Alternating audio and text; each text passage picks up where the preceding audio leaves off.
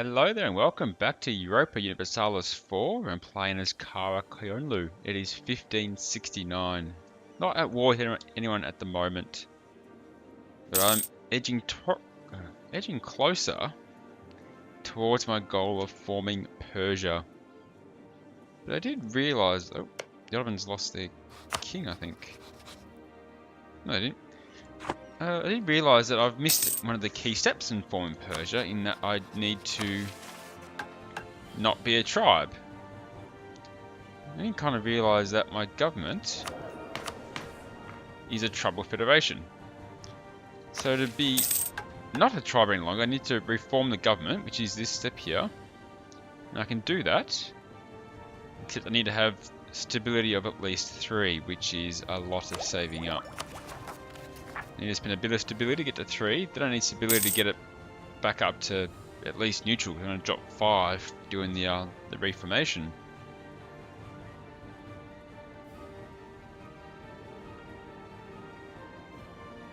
And the other issue I realise is that Saxony tells us of the depletion of the European beaver. The demand for furs has constantly been rising throughout the Middle Ages. An increasingly colder climate, my speaking is terrible today, has not done anything further to change this lately. Because of this, the European beaver population is having trouble coping with the constantly growing demand for furs. It has gotten to the point where the beavers are very rarely seen in Europe at all, and furs now have to be imported at great cost from Russia and far north. So the price of furs increased quite a bit. Article royal marriage is off and then back on. Let's send out a missionary to Bayazid. Yes, I need to basically stockpile a lot of admin points. However, I also want to take some more land from the Mamluks. Particularly this province here of Damashq, which is a very good province.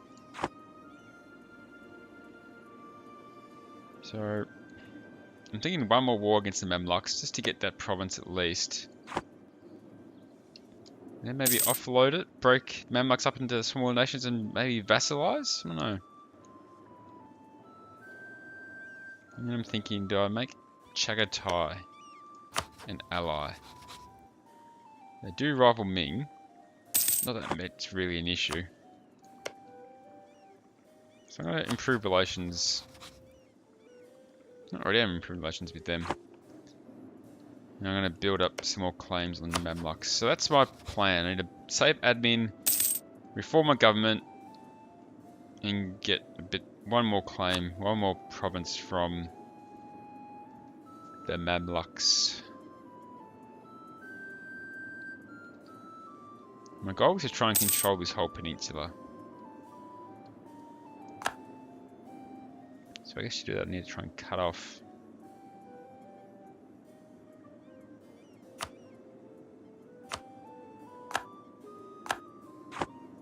Cut the other ones off so they can't get any more. And then there's the whole estates thing, don't get me started on that. But I've heard that it's good to give newer provinces to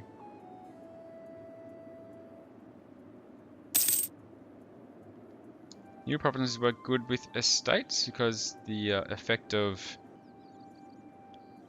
autonomy hasn't really taken place. Like, for example, this one's got a lot of manpower. Who gains some manpower?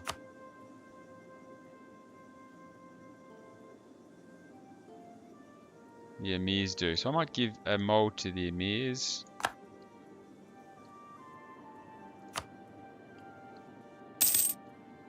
Merchants are only really good for provinces that have trade.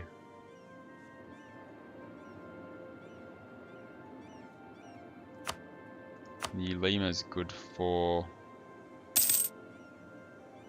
tax modifier and unrest.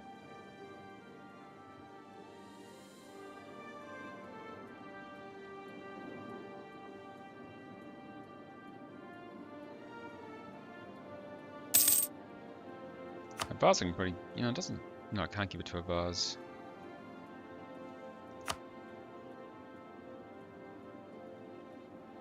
The Ulema can have this place. That was probably the greatest move.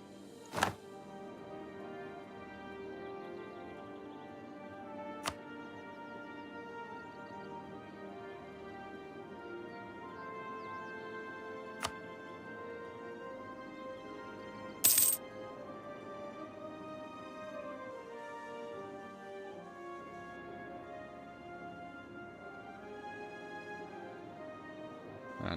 That'll do for now. Ooh, what's this? I've maxed out on my maximum Diplo power. I guess I'll have to take this tech then. So, Diplo Tech 13, chartered companies. The world is a big place, and in order to develop our trade in it, sometimes quite big risks must be taken.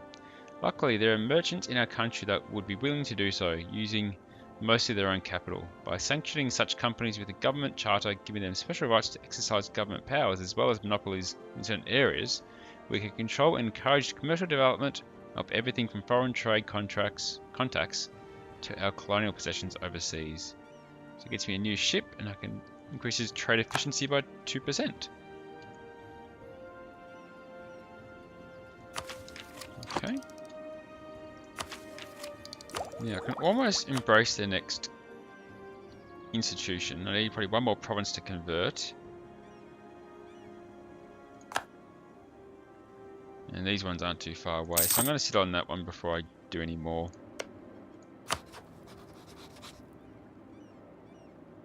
I'm just going to improve relations with a few of my allies and vassals. Get everything topped up.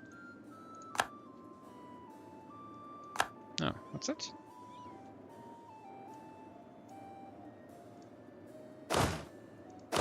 How dare they?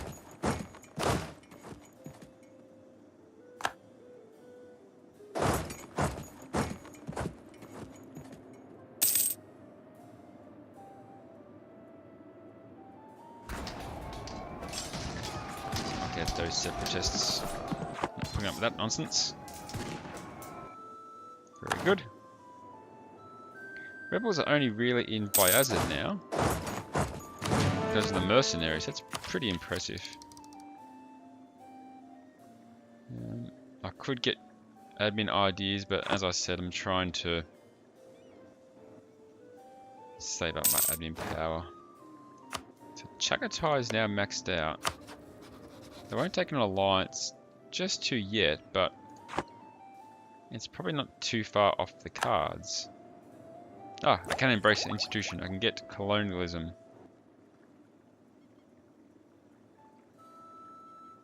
I might wait though, because I got...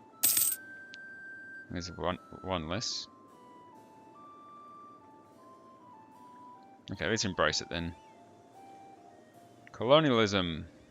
Embrace for a lot of money. Okay, and increases my provincial trade power modifier a bit at the same time.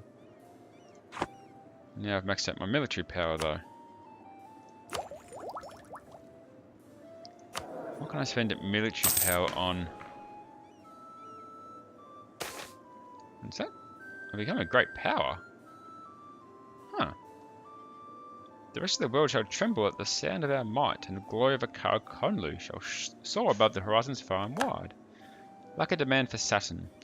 The mole has long lived off the locally produced satin, but lately they have been forced to sell their products at reduced prices. This is due to the temporary whims of fashion or a more permanent change. It is hard to say, but it is clear that local trade is suffering. That's no good.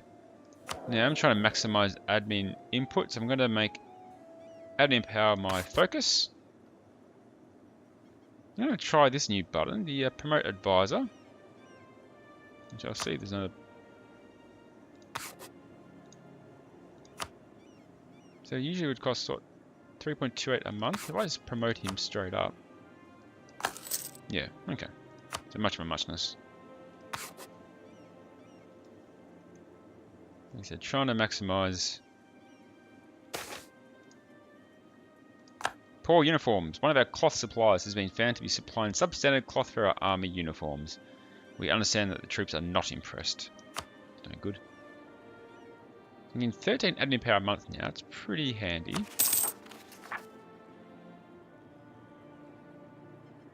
Military power is maxed out. I can use it to strengthen government, but I don't need legitimacy.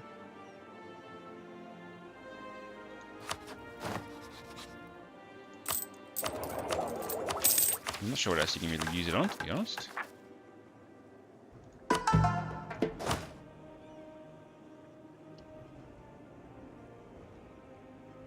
I'll get another general. Yeah, I need another rival. Got too few rivals. Well, I figured that governments are rivaling. No, they've only got France. That's interesting.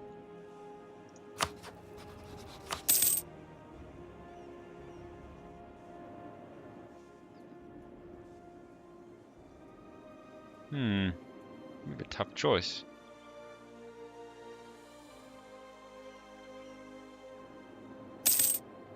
Might just do Lithuania for the sake of it. Okay. Ramadan. Soon it is the 9th month of our calendar, and Muslims worldwide are preparing for a month of fasting. It is one of the 5 pillars of Islam and is fard, obligatory, for all adult Muslims who are not ill, travelling or pregnant. From dawn until sunset, no food is to be consumed, no liquids drunk, no tobacco used, and no sexual relations allowed. It is a time of spiritual reflection, improvement, and increased devotion to and worship. No God-fearing Muslim should ignore Ramadan. Well, I don't really need legitimacy, so I'm going to ignore Ramadan and gain 5 prestige.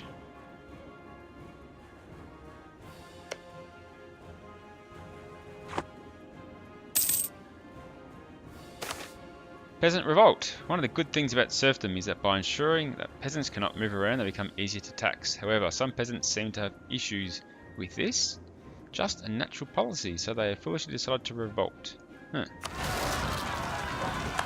Sounds very foolish indeed. Okay. Yeah, the truce with the Mamluks ends in just under a year.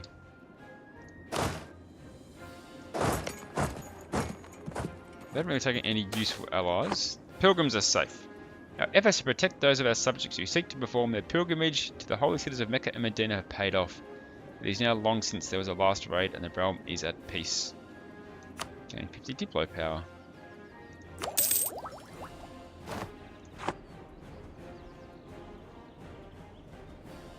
Okay, there's that guy's put down now.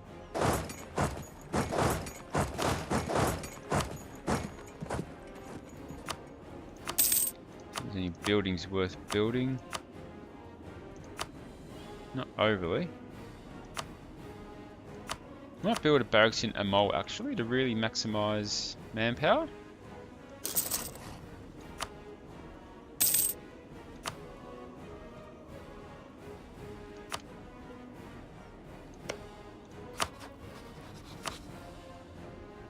Still can't get vassalization.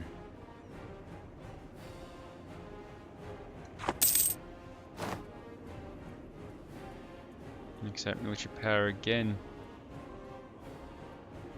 So, if I take that tech on, it's going to give me corruption, but I'm not going to sit here and not do it. And the Mamluks are at tech 14 anyway, so might as well max what they've got. So the Tanail. It was difficult to fire around curved walls, thus once attackers got close enough to the fortification, the ability of other parts of defences to provide flanking fire was nullified. The development of the star-shaped bastions allowed every part of the wall to be supported from other parts.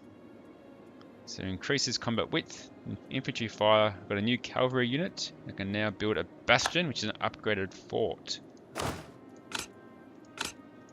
So a Muslim musketeer cavalry. Let's activate all my forts now that I think about it.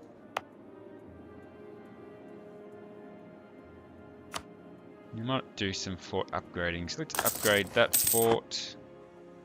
I'm going to truce the Timurids end. I've got a while.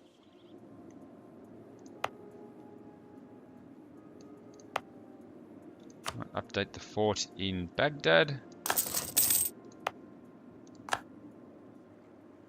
And the one here in Mosul. Okay, there's 3 new forts on the way. Or 3 upgraded forts on the way.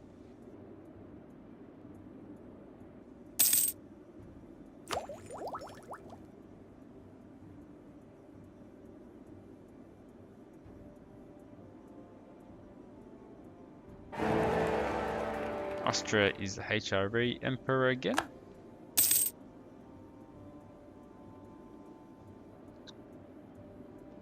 Maybe I'll get one more text when I get these states. I don't really want to do it, but let's go Admin Tech 12, Early Modern Administration. In time, it became apparent that a more centralized bureaucracy with administrative bodies run by educated officials employed directly by the state was a necessity for the ambitious projects of early modern rulers. So it gives me 3 more states and a few different kind of governments available. Now I can get Diplotech 14, the Galleass. Galleys were light and small, and it was very difficult to mount cannons on them. The Galleass was a larger vessel capable of carrying a broadside of cannons like a man of war. To compensate for this extra weight, Galleass would be equipped with an additional sail. Okay, so there's a bit of a tech increase now. State-wise, I think I want to definitely make Iraq-e-Ajam a state, because it incorporates Tehran and Qom. So it's worth good money. Oh, of course I need to call them up, don't I? And Isfahan I'll make a state as well. I mean, it doesn't really make a difference, because I still need to get that province from the Timurids. I've got lots of time to save up. The truce with the Mamluks just ended. And now I want to be the leader for this war.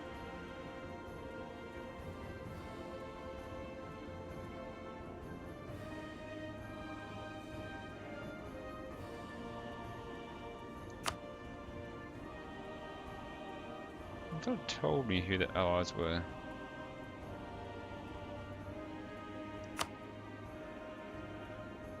Oh, they don't need to be co-belligerents, not depending on taking the land anyway. Let's bring the Ottomans into this war. Goal will be to take Damascus, because that's a very good province. Make sure my boats are heading back to port, just in case.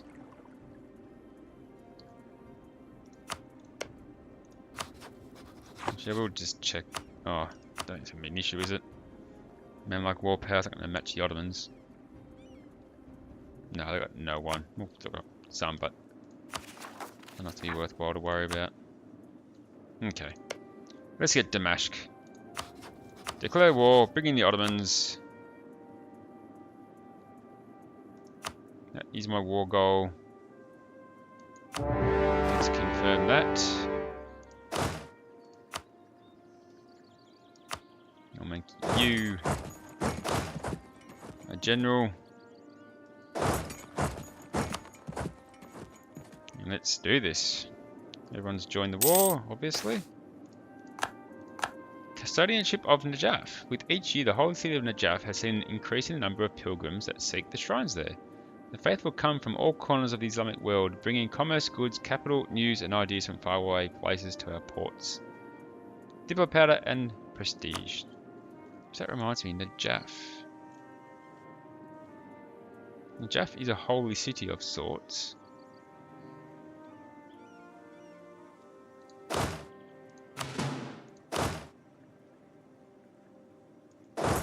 And I've been made aware, just through some reading, that giving holy cities to the clergy or the religious groups in your land can spawn good events.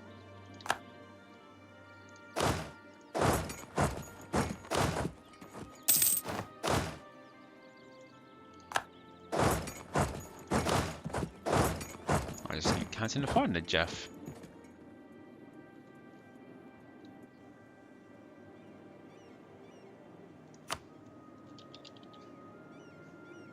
Why doesn't it seem to be a place?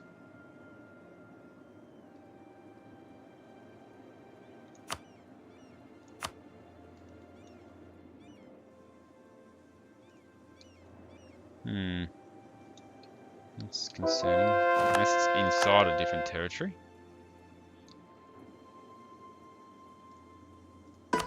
Now, the other thing is I'm going to take a few losses down here, which I expect. Unless the Ottomans want to help out.